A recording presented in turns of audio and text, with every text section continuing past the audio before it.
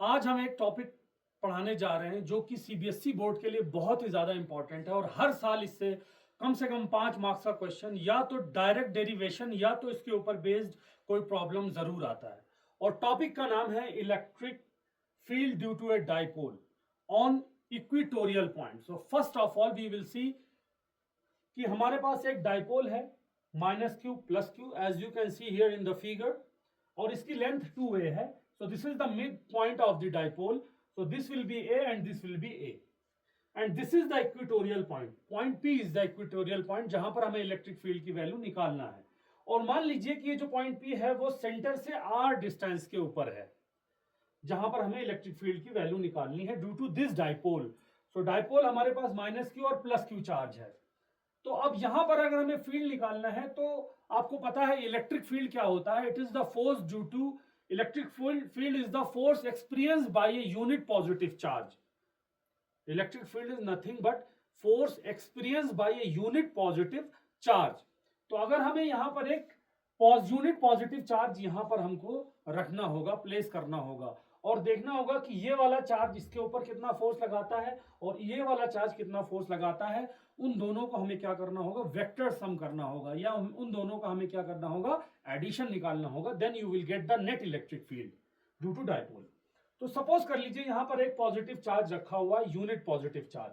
तो अगर यहां पर पॉजिटिव चार्ज रखेंगे, ये भी पॉजिटिव चार्ज है, ये पॉजिटिव चार्ज इस पॉजिटिव चार्ज को क्या करेगा, रिपेल करेगा बच्चों। तो रिपेल करेगा तो उस फील्ड का डायरेक्शन ये होगा, देखिए आप, आउटवर्ड होगा। So this is the electric field due to +q charge at the point P। Similarly -q charge की वजह से यहां पर फील्ड का डायरेक्शन क्या होगा, अगर हम यहां पर +q चार्ज रखेंगे सो ये -q उसको अपनी तरफ अट्रैक्ट करेगा और फील्ड का डायरेक्शन होगा towards the -q charge. So this will बी E - q। This is the direction of E - q। अब हमें इन दोनों को, पहले इन दोनों वेक्टर्स को, अब आपके पास दो वेक्टर्स हैं और दोनों अलग अलग रैंडम डायरेक्शन में है। तो first of all you have to resolve them, उनको आपको रिजॉल्व करना है और फिर नेट फील्ड निकालना है। तो रिजोल्यूशन के लिए सबसे पहले आप यहां पर एक लाइन ड्रॉ कर दें इस तरह से और एक ये ड्रॉ कर दें। मान लीजिए कि ये एंगल थीटा है, तो अगर ये एंगल थीटा है तो ये भी थीटा होगा, अल्टरनेट इंटीरियर एंगल। अब हमें दूसरा एंगल और चाहिए, कौन सा, ये एंगल पता लगाना है। तो आप देखो, सबसे पहले आप देखिए कि हमारे पास ये एक स्ट्रेट लाइन है और ये लाइन है। अच्छा, ये एंगल इसके बराबर इसलिए होगा क्योंकि अल्टरनेट इंटीरियर एंगल, ठीक। और अच्छा, ये एंगल होगा हमारा 90 - थीटा बेटा। तो ये भी हमारा 90 - थीटा होगा क्योंकि ये देखो, ये दो ट्राइंगल बन रहा है, एक ये ट्राइंगल और एक ये ट्राइंगल, और दोनों सिमिलर है। तो ये 90 - थीटा, ये भी 90 - थीटा। तो ये 90 - थीटा होगा तो ये एंगल भी 90 - थीटा हो जाएगा। और ये पूरा एंगल 90 है तो ये एंगल कितना होगा, 90 - 90 - theta. So you will get this angle equal to theta, right. अब आइए हम इसको रिजॉल्व करते हैं, ठीक है ना। तो रिजोल्यूशन के लिए सपोज कर लीजिए ये E - q है हमारा, तो इसका हॉरिजेंटल कंपोनेंट हमेशा एंगल की तरफ होगा। सो दिस विल बी E - q cos थीटा, और इसका वर्टिकल कंपोनेंट इसके परपेंडिकुलर होगा यानी नीचे की तरफ होगा। सो हम इधर नीचे बना देते हैं। सो इट विल बी E - q sin थीटा।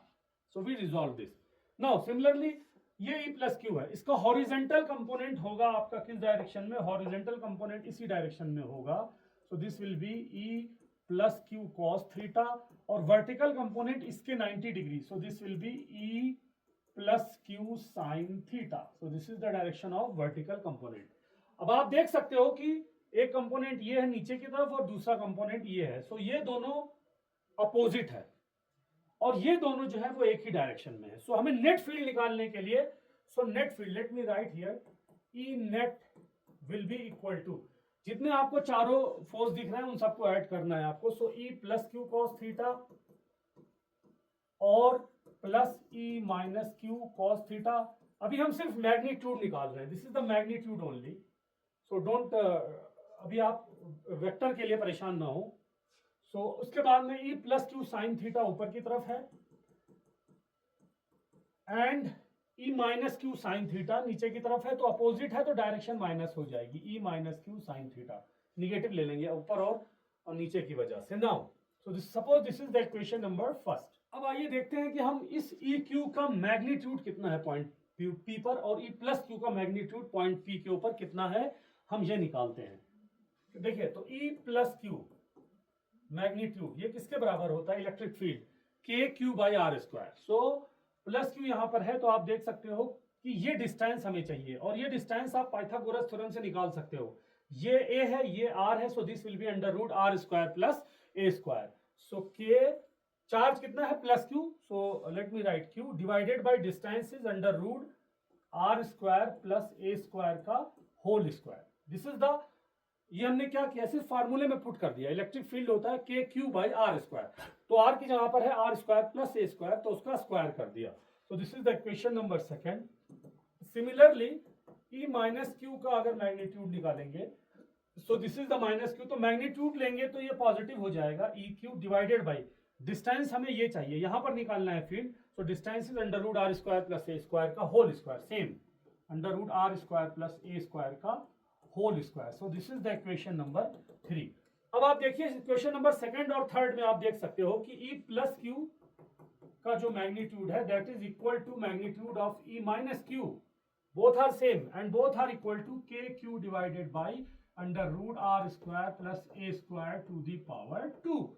तो अगर आप इक्वेशन नंबर 1 में इसकी वैल्यू रखो तो आप देख सकते हो कि यहां पर क्या होगा, प्लस क्यू और माइनस क्यू बराबर है, तो ये दोनों देखो साइन अपोजिट है, ये दोनों कैंसिल हो जाएगा, तो हमारा क्या बचेगा, और यहाँ पर ई प्लस क्यू और ई माइनस क्यू ये भी बराबर है, तो हम ये दोनों क्या हो जाएंगे, एड अप हो जाएंगे, और you will get net electric field is equal to 2 E plus Q cos theta और E minus Q cos theta, you can do in any ways.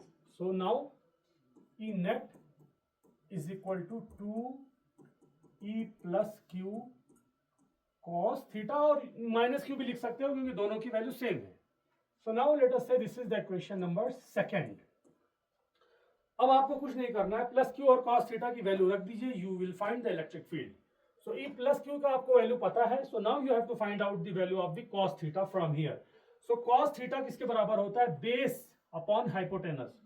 So this is the perpendicular for this angle, so this is the base, base A हो गया और hypotenuse कितना हो गया, so let me write here cos theta is equal to a upon hypotenuse under root are square plus A square. ये value हम वहां पर रख देंगे, और ये value k q by are square plus A square का होल स्क्वायर, ये दोनों वैल्यू हम इक्वेशन नंबर सेकंड में पुट करेंगे। So what we will get, so you will get 2 E plus q की वैल्यू आ गई है के Q divided by under root are square plus A square की पावर 2, कॉस थीटा की वैल्यू आ गई है आपकी A divided by are square plus A square का under root, right.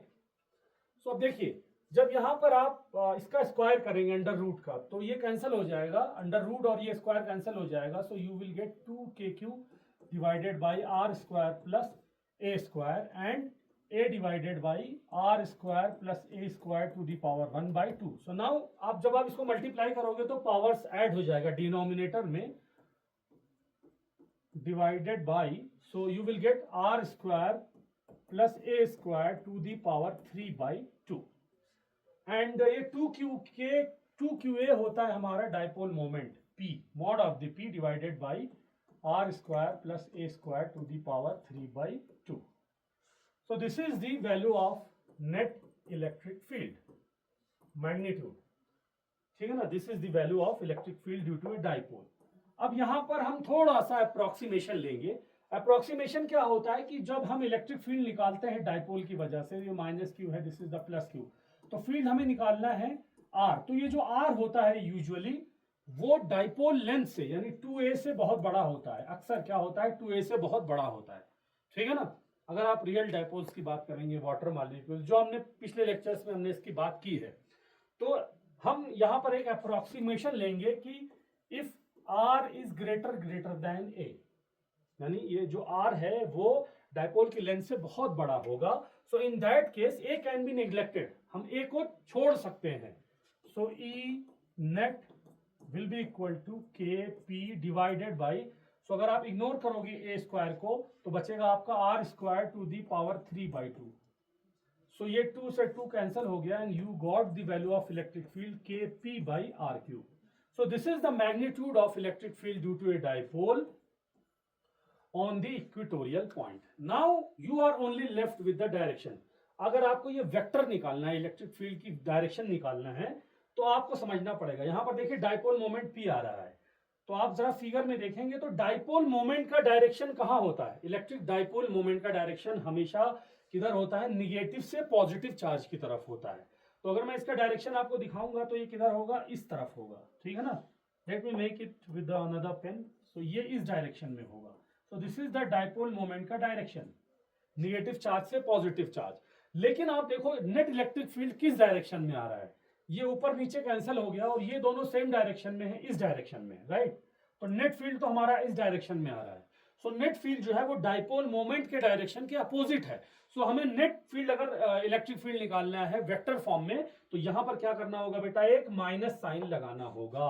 So we will get E vector, vector E is equal to minus k p. P के ऊपर हमें वेक्टर लगा देना है, यहां पर पी स्केलर था। तो हमें सिर्फ ये पता चल रहा है जो इलेक्ट्रिक फील्ड है और जो डाइपोल है वो दोनों एक दूसरे के अपोजिट है। यानी डाइपोल का डायरेक्शन किधर है? निगेटिव से पॉजिटिव चार्ज की तरफ है। और इलेक्ट्रिक फील्ड का डायरेक्शन, जो रिजल्टेंट इलेक्ट्रिक फील्ड हमने यहां पर फाइंड आउट किया है, वो किस डायरेक्शन में आया है? प्लस क्यू से माइनस क्यू की तरफ। So you got the value divided by r q. So this is the electric field due to a dipole on the equatorial point. तो ये बहुत इंपॉर्टेंट है और इसमें से सीबीएसई बोर्ड से तो जरूर एक नया क्वेश्चन आना ही आना है। तो मेरी वीडियोस देखते रहें, अगला क्वेश्चन भी हम इसके ऊपर करेंगे और एक्सियल पॉइंट पर भी मैंने किया है, वो आप मेरे वीडियो में देख सकते हैं सिर्फ डाइट स्टूडियो पर। Thank you very much.